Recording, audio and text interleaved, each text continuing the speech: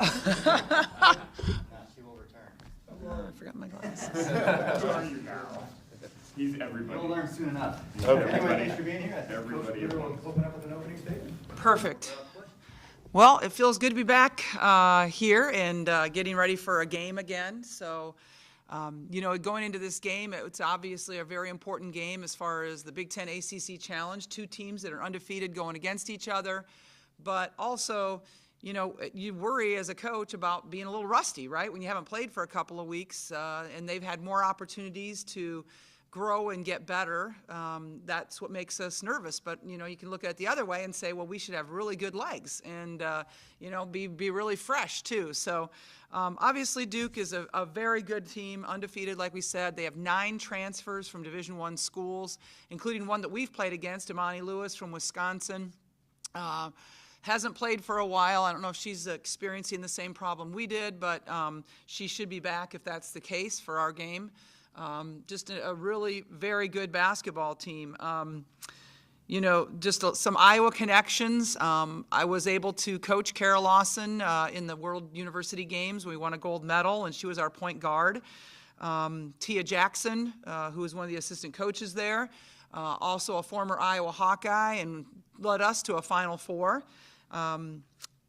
Also that Celeste Taylor and Caitlin Clark played together in USA basketball and won gold medals together. And so this is a team that, has some good Iowa connections. Lindsay Gordon, her mom played at Bettendorf, Iowa. Kim Altman was her name, and was a very good shooter. And so her daughter is picked right up with that. Her daughter's an excellent three-point shooter.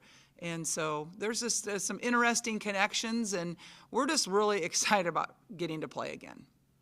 What were you able to do? I mean, okay, yesterday was your first full squad. What were you able to do during that off time? I mean, who was able to practice? Yeah, I mean, the people that were capable of practicing practiced. Okay. And so, but we did give them like 3 days off for Thanksgiving since, there wasn't. It's hard to keep going this long when you're supposed to be in Cancun, and, all their family and friends are at home. And so we did let them have 3 days off for Thanksgiving.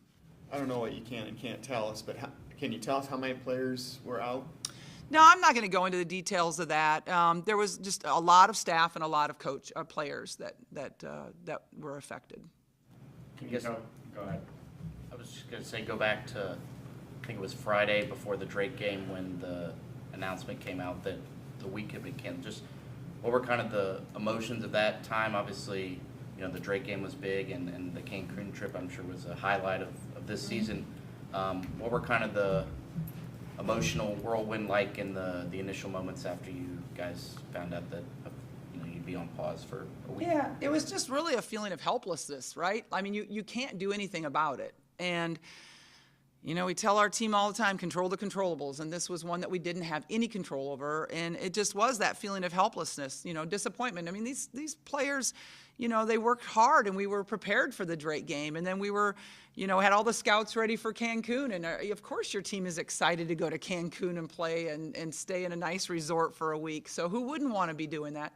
And a lot of families were affected as well that had made arrangements to go down there. So there just were a lot of things that went into it that it was, disappointing. But at the same time, nothing we can do about it. Could you see rust on the team yesterday? I mean, or did it just kind of look like you were back to normal, I guess? I felt an excitement, just being everybody together again. And that's definitely, I'm not sure that I felt that there was a great advantage to the rest or anything like that, but I definitely felt an excitement to get back on the court. Can you tell us what percentage of your program is vaccinated? I don't even know. No. Obviously, you don't really ease back into things here with Thursday's game and then opening Big Ten on Sunday. Just how quickly do you kind of have to get back up to where you were, pre-pause? Yeah, this was always going to be a tough stretch for us. Like this was the stretch that you're building toward with all those other games. And again, now, we missed 3 games of what we consider really good preparation for this series that we're going into right now. Because now not only do we have, at Duke, we come home, we opened up Big Ten play with Michigan State, then we go to Iowa State. I mean, this is a a really important and really grueling stretch that we're in. And so, yeah, missing those preps are difficult. And then we'll be getting home very late tomorrow night, since the game isn't starting until 9 o'clock Eastern.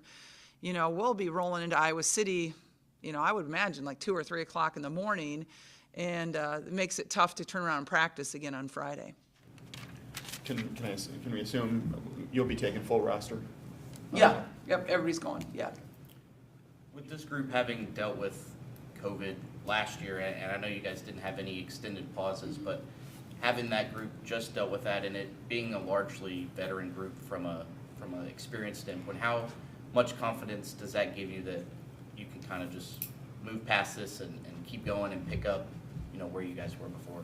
Yeah, I have confidence in our players' maturity, their professionalism, as far as, okay, now let's get back to work. What I'm worried about is, the timing and things like that take, you just get used to playing with people and having the certain passes and the timing of cuts and that sort of thing a little bit off. But I think they'll be back to business instantly. I don't think I expect any problem with that at all.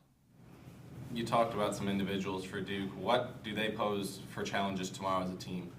Really good three-point shooting team. To me, that's a real key. They're very good in transition offense, and they've got good height. Their center's 6'5", their backup 6'3", so they have height that we have not seen yet. And so I think those are kind of really my main concerns right now, is transition defense and three-point defense.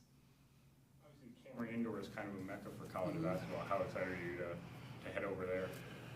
Yeah, it's a storied place, and it's fun for the players to be able to get in there and play. I'm not sure, what kind of crowd they'll have, because it is a 9 o'clock start, and you do have to be vaccinated to get into the arena. So I'm not sure what kind of crowd that they'll have. But we have played there before. It's been a long time, though, since we've played there. And but yeah, it's just one of those places that you get that have amazing basketball tradition. That who doesn't like to play in those places? And you guys are on national TV for the first time. Do your players know anything about that? Is that something that you talk about at all, or not really? We don't talk about it, but they know it. They're very aware of, that we're on ESPN and those type of things. Looking ahead to the Michigan State game on Sunday, if they're not a ranked team, they're still a very good team. Is there a little bit extra importance for that game because it is the Big Ten opener? Oh, yeah. Well, we're supposed to have 2 Big Ten games before Christmas, but Nebraska had to move it. We were supposed to go to Nebraska the following weekend, and they had to move it for some reason. I can't remember what the reason was. But so only having that 1 Big Ten game, I think it's really important going into like that 3-week stretch then, that you go in with a positive note and that you take care of home court advantage, because that is important in the Big Ten, is you got to win those home court games. So I think that this first game against Michigan State is really important for us. You said some players were able to practice. Did you use that time as kind of a reset? Okay, these are some individual things you've got to work on. Did you kind of use it that way? And we added a few new things too. We were able to put in a couple of things that we really wanted to stress with our basketball team. And so, there's definitely some benefits to having that time. I don't know if they see it that way, nobody wants to just practice this time of year and not have that carrot of playing in front of them. But I don't know, I think we use the time wisely. The players who could not participate at that point, how did you keep them engaged with what was going on? Yeah, not a whole lot, to be quite honest, but we did have like some Zooms, and so that was, COVID did teach us how to use that very well, and we did use it. Was that kind of a wake-up call to everybody that this isn't over yet, and you got to be mindful of this as you go through the season now? Yeah, it was shocking, really, to be, because we've actually, I think, been really good. I think our staff, our team has been very good in doing everything precautionary, and it still affected us. So I think it does show you just how vulnerable we all are. Anything else? Thank you, Coach. Thanks, guys. Thanks, Coach. We'll have Caitlin Clark and Monica Nano momentarily. Thanks, Coach. Thank you, Chris. I'm not driving in the locker rooms. Hannah told me they will show up on their own. Okay. They usually do. So we wait, okay.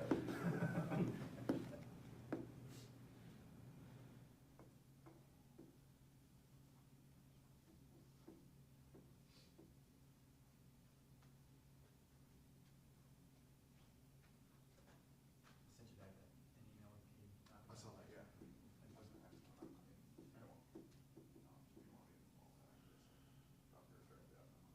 Yeah, yeah. That'll be in the No, yeah. we're at meeting at 12:15. Yeah, no, that's what I'm saying. Maybe you might mildly believe that. I mean, if she responds, I'll pop can in. you copy me on emails? I'm not gonna be mad at all. Yeah, I mean, it sounds pretty simple, it's like, keep those videos. That was one of my favorites. If she has it, she is That's, I mean, it's an easy one. Yeah. Oh, I mean, I know, my farm board can't say, hey, you got it. Oh, yeah? He's one of my best, smartest friends. I mean, I would think if anybody who was this coach took that. about as close to required as you can get when you actually be required in the first class. But they still have the requirement of the science through the lab. Sorry, dude. Yeah. That's why. Yeah, at least that. You use Van Allen, Hall. I do. Little lab. Gonna be way off. Actually, it starts at 8, sorry, 8 to 9:50. Have you guys talked to Sturps at all? No, I heard him, I mean, it's almost worse. At night? Yeah. Yeah. Because they used to have us like look at Starlink stuff, but they took that out, but kept the section at that time. I find my first final on Mondays at 8 o'clock at night. Yeah. Is it online or in person? No, it's in person. Oh, that's tough. Where's it at?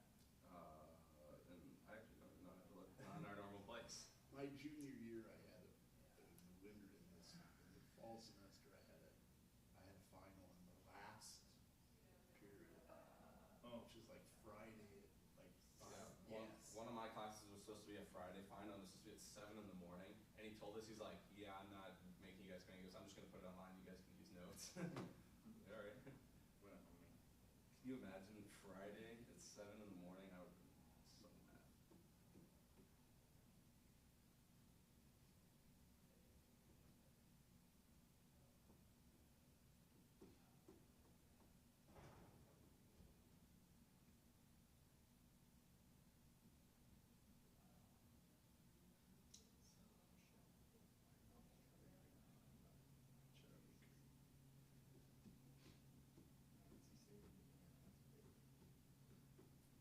I saw they had AIM or Iowa State Sweet 16 matchup. Yeah, that'd be delicious.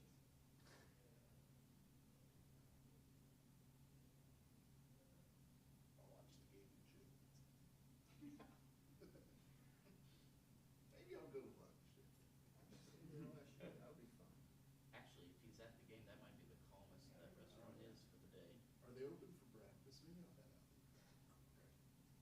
Where are you talking about? Jones's, or actually Jones's, yeah. See if Brian can raise the standard and get another Twitter meme of himself circulating. Just park there and go to Jimmy John's. I just loved when it, like, because initially when it circulated, nobody referenced that it was him. And then all the Iowa people were like, that's Brian. It's pretty obvious. There was nothing better than when they played here last year, and all of a sudden Connor McCaffrey comes up. I just saw somebody getting hauled out by the police. I remember Bacon and City having to like sit next to him and essentially babysit him during the games. That's what they were saying, don't they have to have like people sit behind him at every game now? Yeah. I never heard it called both ways, last night. I was ready to score.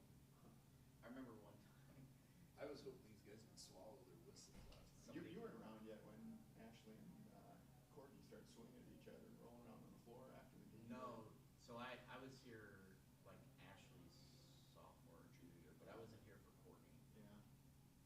That happened, like, They got in a fight after the game. Walked in the locker room.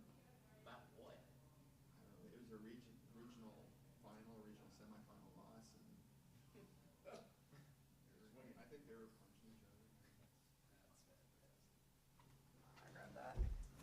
sure seat. Oh, Love to nice. come on. Madison, I asked you to put that chair up there long enough. Oh. I think you know who's here. On your left, Caitlin Clark. On your right, Monica Sonano. We'll throw it out to questions for the student athletes. What was the pause like for you guys, as you know, just being off and Coach called it kind of a helpless feeling? Yeah, I would agree with that. It was a very helpless feeling. I think we're lucky that this is like the first time we've had to do it. We didn't have to do that at all last year, but I mean, I think it sucks. It sucked watching basketball on the TV and not being able to play it, but at least we're all fresh, we're ready to go, and I think we're all just really excited to get back to the normal flow of things. Yeah, I'd agree. I think the hardest part was watching all the games because there was so many good games, a lot of top 10 matchups, and knowing like we were supposed to have some good games versus some Power 5 teams. So definitely hard watching, but you know, there's nothing really you can do about it. And I think we're just glad it happened now rather than in March or in another time where we'd have to cancel games or the Big Ten season. So we're happy to be back though. What was yesterday like with everybody back? It was so much fun. It was just, I felt like I hadn't seen people in so long. It also felt really nice to have kind of all of our pieces back and everything flowing. You try to make it work with a limited number, and it does, but you can just tell it's not what it needs to be. So it was just great to have everything moving and flowing again like we know it will. Yeah, I mean, it's nice when your whole starting five is returning from last year. Kind of a lot of the same plays we run. Yeah, I mean, I don't think we're going to miss a beat, obviously. Maybe a little rust here and there, but I think we're the type of team that, like, we know what we're going to do. Our coaching staff knows what we're going to do, but just nice to be on the floor with everybody. A lot of happy faces for sure. How much does that maybe mitigate some of the concern about being off for a week and a half, that it is a veteran team? It's a team that's, you know, went through the COVID issue, or, you know, the COVID season last year and dealt with the uncertainty of all that. How much does that help, you know, when you do have something like this?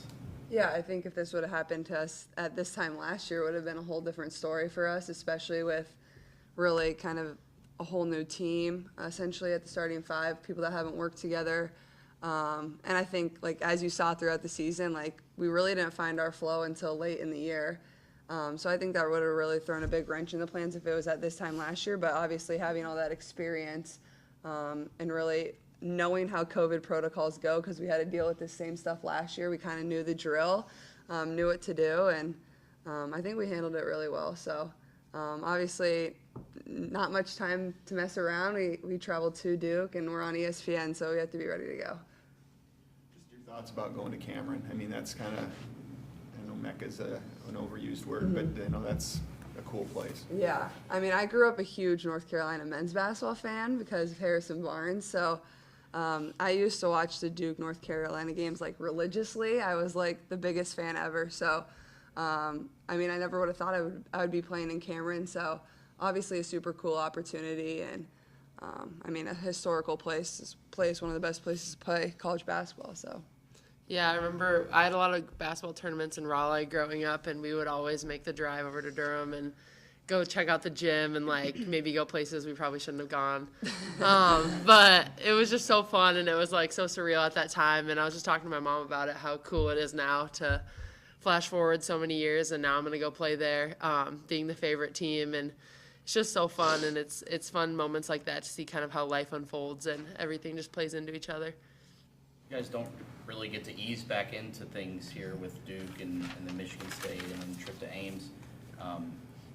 How much is the urgency knowing that, you know, even though you guys have had a week off, like your product pretty much has to be at top shape, you know, for these next few games? Yeah, I think we're definitely ready. I know during non-conference season, we were playing really well. Defense was clicking, flowing. We were seeing what we wanted to see.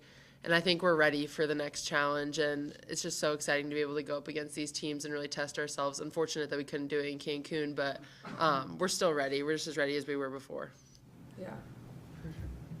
It's missing the Cancun trip, the biggest. A lot of great Instagram opportunities Oh, there. for sure. That was a tough I actually one. saw Baylor was there too, and they had like a mechanical bowl on the resort, so I was kind of sad I missed out on that. Anything else?